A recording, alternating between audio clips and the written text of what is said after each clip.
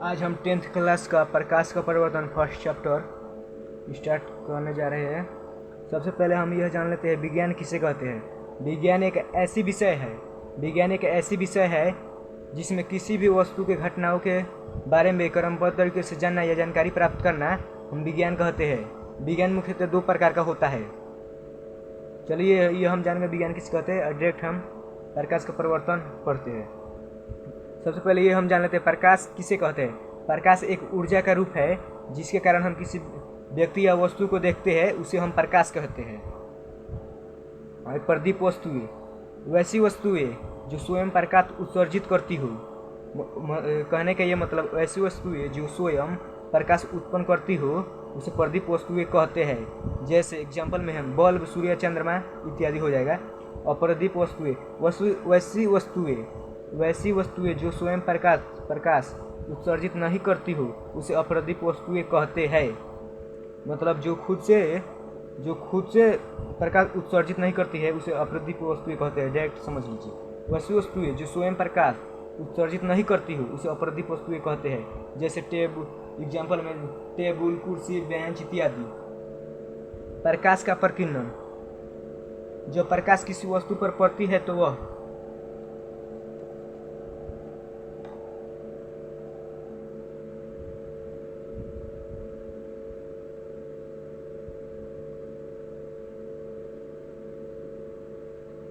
तो वह प्रकाश का कुछ अंग को अवशोषित कर लेता है और बाद में उसी प्रकाश के चारों ओर दिशाओं में फैला देता है। उसे हम प्रकाश का प्रकीर्णन कहते हैं। समझ लीजिए। किरणपुंज, किरणों के समूह को किरणपुंज कहते हैं। किरणें के समूह को किरणपुंज कहते हैं। यह 3 प्रकार का होता है। अपसारी किरणपुंज, अपसारी किरणपुंज, समांतर किरणपुंज। अपसारी किरणपुंज किरणों का वैसा समूह जिसमें किसी बिंदु से प्रकाश निकलकर चार दिशाओं में फैल जाती है उसे अपसारी किरणपुंज कहते हैं।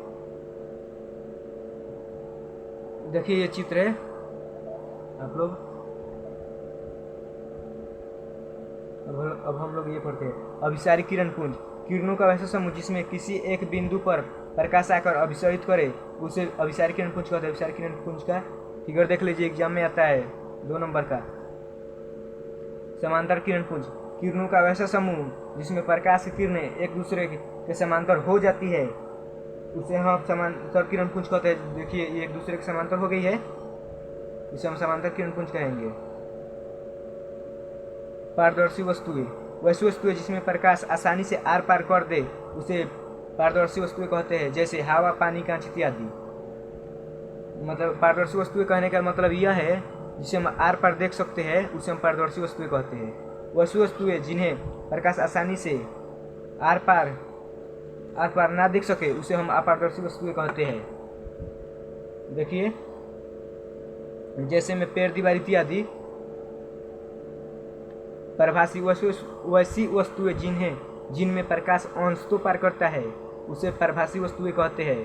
कहने का मतलब वैसे वस्तुएं जिनमें प्रकाश थोड़ा सा पार करे उसे हम प्रभासी कहते हैं। जैसे तेल लगा हुआ कागज हो गया, धोती हुआ, इसमें देखिएगा तो प्रकाश मारकर इधर से उधर आर पार थोड़ा सा होता है, इसे हम प्रभासी कहते हैं। प्रकाश का परिवर्तन, जो प्रकाश किसी वस्तु से टकराकर फिर उसी पथ पर लौट जाती है उसे प्रकाश का परिवर्तन कहते हैं। हम देखिए ये चित्र है, ये पूछता है प्रश्न 5 नंबर का। जो प्रकाश का परिवर्तन देखिए। जो प्रकाश किसी वस्तु से टकराकर समझ लीजिए वस्तु है, यहाँ पे टकराया है, किसी वस्तु से टकराकर फिर उसी पथ पे लौट जाती है। देखिए यहाँ से आया है टकराकर, उसी पथ पर लौट गया है, इसे हम प्रकाश का परिवर्तन कहते हैं। प्रकाश के परिवर्तन यहाँ पे देख लीजिए। प्रकाश के परिवर्तन के 2 नियम होते हैं। आपतन कोण परिवर्तन कोण के बराबर होता है। आपतित किरण देख लीजिए।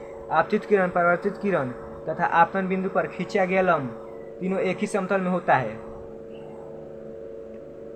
प्रकाश स्नेल का नियम sin I sin बटा r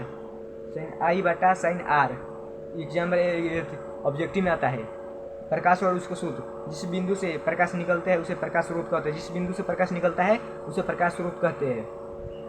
प्रतिबिंब, किसी बिंदु स्रोत से किसी बिंदु स्रोत से आती हुई प्रकाश किरणें दर्पण से परावर्तन के बाद जिस बिंदु पर मिलती है या जिस बिंदु से आती हुई प्रतीत होती है उसे बिंदु स्रोत कहते हैं। उसे बिंदु स्रोत प्रतिबिंब कहते हैं।